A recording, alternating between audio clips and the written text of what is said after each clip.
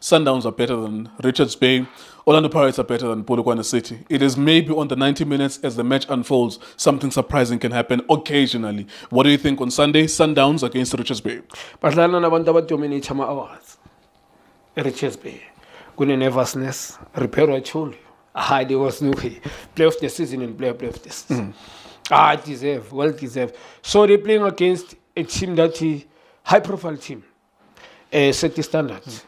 It doesn't happen often. Sometimes you lose the first game compared to Premiership. I think we'll have set the standards volume corner. Richards Bay wenza kube nzima. Yes, I've seen them sign a couple of players, even names nyana ngabonile. Upapu Zamiri ukuthi uyalazi Papu ibola.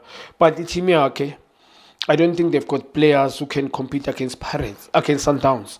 They will try by all means, ngazo zonke indlela, but they will never win. I see mina a 3-0 4-0. 4-0 Sundowns. Yeah, because they're playing against experienced team. But look, final Champions League. Played very well. Go Club World Cup. They never release so many players. They've signed Pasadena. Ngifuna ukubona ku left wing back ku Sundowns ukuthi boyenza njani. Pound to pound ku player ku position A1 top class. And it's going to be difficult even to stop repair, special manje motivated as well. Renas as well did very well. Ngibonela ku Club World Cup. It's going to be difficult.